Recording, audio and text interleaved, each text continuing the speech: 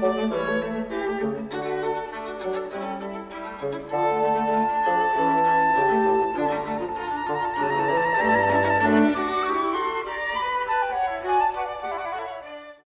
here today with Daniel Kelly, our trumpet player for Estraios. So thank you for joining me, Daniel. My pleasure. Good to see you again. Good to see you. It's been a while. Yeah, it has been. Stupid busy lives and all that stuff. Right. Well, we're talking a lot, asking the different musicians about kind of their history with their instrument and stuff. So how did you get started playing the trumpet? I answered the flyer in 5th grade to take the little test to do band in 6th grade. Thought it would be kind of fun. And when 6th grade rolled around, we signed up. My mother was excited because I was going to play in band. She had a clarinet in the attic that she was really excited for me to use to save a little money. And so she went upstairs and grabbed it out of the attic, came down, showed me how to put it all together, all the pieces. There was a reed in the case from I don't know how long ago.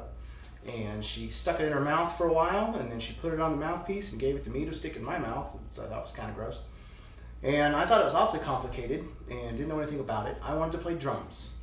Drums, everyone wants to play drums. Mm-hmm. And I thought drums were the way to go. Back then, the drum kit that the students had to use was the snare drum in a hard case, so it's like a big suitcase. Mm-hmm. And the kid at my bus stop, they had one, older kid. And he could sit on the case at the bus stop waiting for the bus, which I thought was the coolest thing ever. So that was it, drums. And then I realized how heavy that thing was. And that on the bus, no one can sit with you because it's you and your drum, which is really sad. So I said, I don't want, that's too much. I'll figure something else out. We get to the rental meeting where you go to the band room and you see all the different instruments and you decide which one you want to play.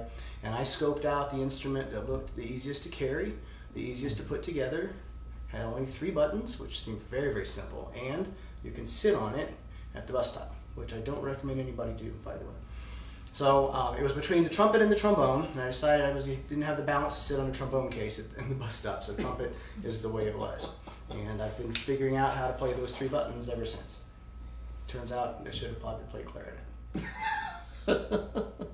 Well, did you ever play a different instrument? Or No, trumpet and all the various trumpet related items. That's all I'm halfway decent at. And trumpet related items include? Like flugelhorn and the piccolo trumpet and all the smaller instruments too, yeah. So we start with the trusty B-flat trumpet and then we dabble as we get older in other instruments. Speaking of dabbling, you also have a lot of mutes? Well, yeah, toys, right? So we use mutes in the bell to change the sound, to change the timbre of the instrument. So it's almost like brushes to a painter. If you can get 3 or 4 different mutes, you have a chance to change your timbres in certain ways. So I think I have maybe 18-ish, which is not a lot for a trumpet professor to have in his office. Yeah, I know colleagues who have stacks full. So I'm just cheap and I'm married to someone who doesn't want me to buy too many mutes. We won't mention any names though. Well, I believe I heard Libby say that you all met when you were 18? We met at freshman orientation, that summer before your freshman year, and you go and you sign up for classes. Mm-hmm. And so at some point during that weekend, all the students from different majors go to their those professors and sign up for classes. So at that orientation meeting, apparently there were only 4 music majors that weekend, so we all ended up outside the advisor's office, hanging out, talking, and taking our turns to go sign up for classes with the paper bubble sheet back then. So you actually took a little time to figure out what to do. And and so when I got to school that fall, I knew 3 other people right away, and 2 of those 3 were in band. So we had band camp and stuff to get to know each other. And then there was this really, really beautiful piano player that I met in summer, and so we started kind of hanging out a little bit. Yeah. More officially by January though. Mm-hmm. I had to win her over. And then officially you were there studying the trumpet? Right, music performance. Right. Right. And then that's not your only degree? No, I've got a master's degree and a doctorate degree from Illinois after that. So yeah, I'm as smart as I'll ever be, or I was then. You figured out a lot to do with those 3 buttons. Amen, that's right. And occasionally on the piccolo trumpet, we get a 4th button. That's pretty fun. Oh. Yeah, but you gotta pay extra for that. Mm-hmm. Mm-hmm. What, does the 4th button? It's just a different note, or does it completely change? for show? Just No, it does add an extra length of tubing to the instrument to help out with some extra lower notes and some trills and things too. Yeah. So, but yeah, we don't use it that often, but it's nice to have it there. Well, so you've studied trumpet a long time and performed at a lot of places. Can you talk a little bit about some of the different groups you performed with or places that you have played your trumpet? Yeah, I've been fortunate to be in a brass quintet that's got to travel to let's see, China twice, Vietnam once, Thailand twice, Brazil for a short time. I think that might be all, and a bunch of concerts in the U.S. Well, it's kind of fun, and we have kind of a regular date in the beginning of the summer with the Colorado Mahlerfest Orchestra, where I get to play Mahler, etc. there. And every couple of summers, Lee and I go to Austria to be part of the classical music festival that happens in Austria in Eisenstadt, which is Haydn's second workplace when they weren't in Vienna. And so that was kind of fun. This past summer we went because I was invited to play the Haydn Concerto in Eisenstadt in the concert hall in the palace that Haydn worked in, which was kind of nice.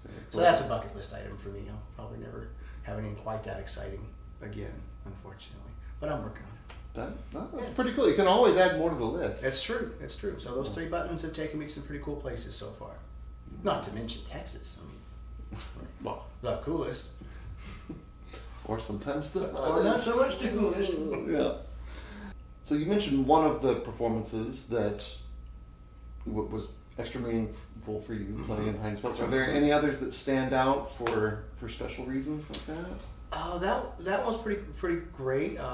Playing principal trumpet on Mahler 5 a couple of years ago, which was really exciting, and that was a performance that was delayed because of the pandemic. So I got all excited about being able to play it, and that whole pandemic thing happened for a couple of years.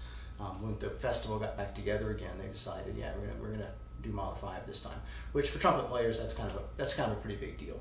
So that was pretty exciting as well. I think I pulled it off pretty good. I didn't miss too many notes, which is good. And that was part of Mahlerfest in Right. Colorado. Yeah, pretty cool.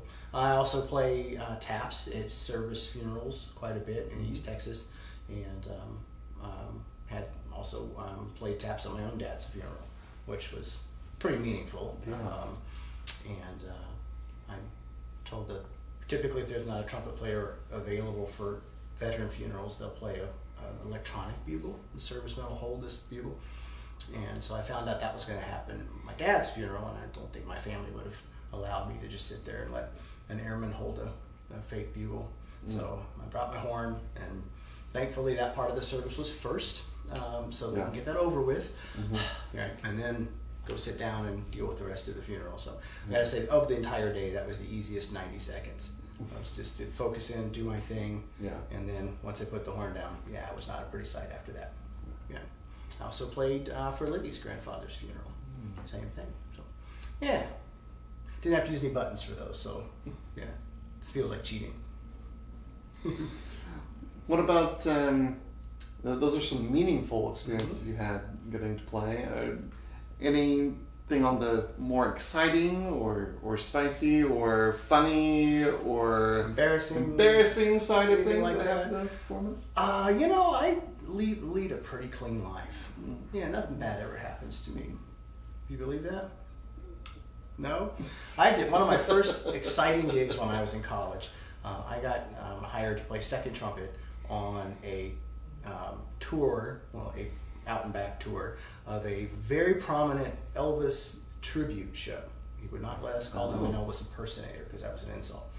But this performer had one of Elvis's buses, one of the original buses, and a lot of memorabilia, and was endorsed by the family and toured with the Jordanaires on occasion. I was fairly familiar with Elvis music as a kid, and I had an aunt who was a fanatic. So I knew a lot of Elvis tunes, and I knew who the Jordanaires were. I've heard those albums before.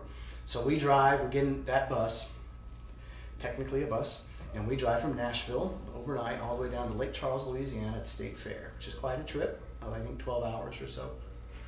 And you're how old at this point? I am 19. Mullet was fully grown in at that point. I was looking good. And we get down there. We're doing a sound check on the stage.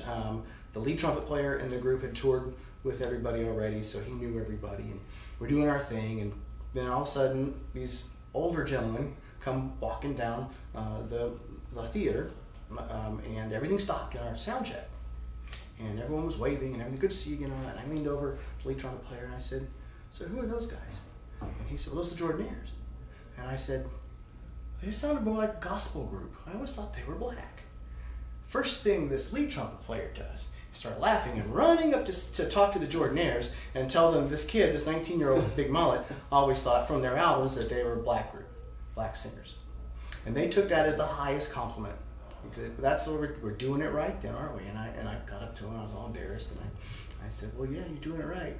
And big pats and hugs and whatnot, and we went on. But I was so mortified that I didn't recognize who they were, and then that my friend, this lead trumpet player, went and told them the stupid thing that I just said.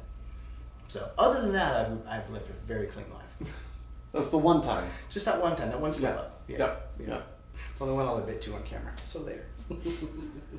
So what does a week in the life of a trumpet playing professor look like?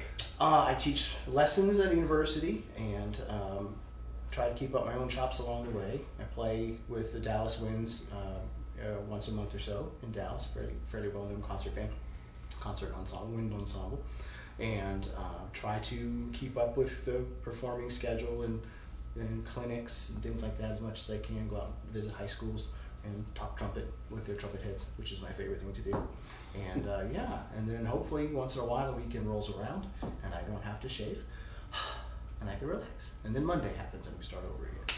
So not too bad though. There are worse ways to make a living. If you had to pick another way, if trumpet hadn't been an option for you, what do you think you might have done? I don't know if I would have made it, but before trumpet, I was going to be an Army pilot. I was going to be a helicopter pilot. I had my sights set on flying the Apache helicopter, which I thought was the coolest thing ever. Pretty cool. And then somewhere around 10th grade, the focus started to change to trumpet and all that. And hair started getting a little longer, and I thought maybe this trumpet thing's the way to go. But I still do have an affinity for aircraft and particularly helicopters, and so anytime one of those flies by, I stop and tell my wife what kind it is, and she rolls her eyes and ignores me. So, but that was the plan when I was. If you would have asked me when I was 15, that was where I was going to go. And then just life takes you in different directions. Sure. So I don't think I would fit in the cockpit of an Apache helicopter nowadays. I don't have the eyes for it either. So, oh well. No. Opportunity lost for the Army. Is there any other instrument that you ever thought would be cool to get to play? Other than that heavy drum? Yeah. Right.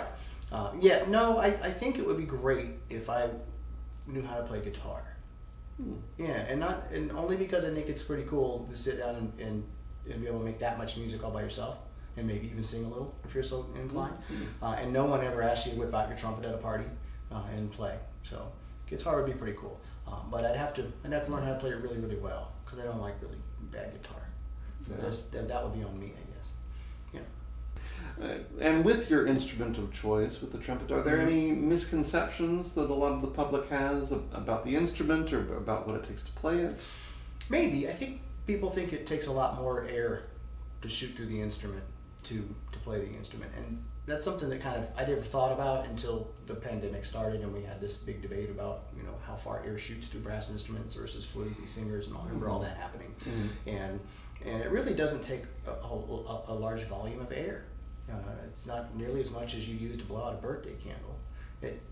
So it just kind of looks like it does maybe, and on cartoons that air is shooting out the horn. I just thought I'd never thought about it, and I'd never thought that other people didn't know that until everyone started trying to figure out how to place something around brass instruments, and it doesn't take much.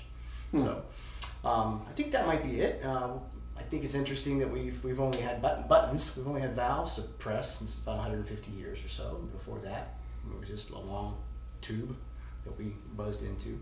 I much prefer playing with valves than without. So get more notes that way. That's right. It's true, and it looks fancier. The important things. The important things. Even that one we don't use that often.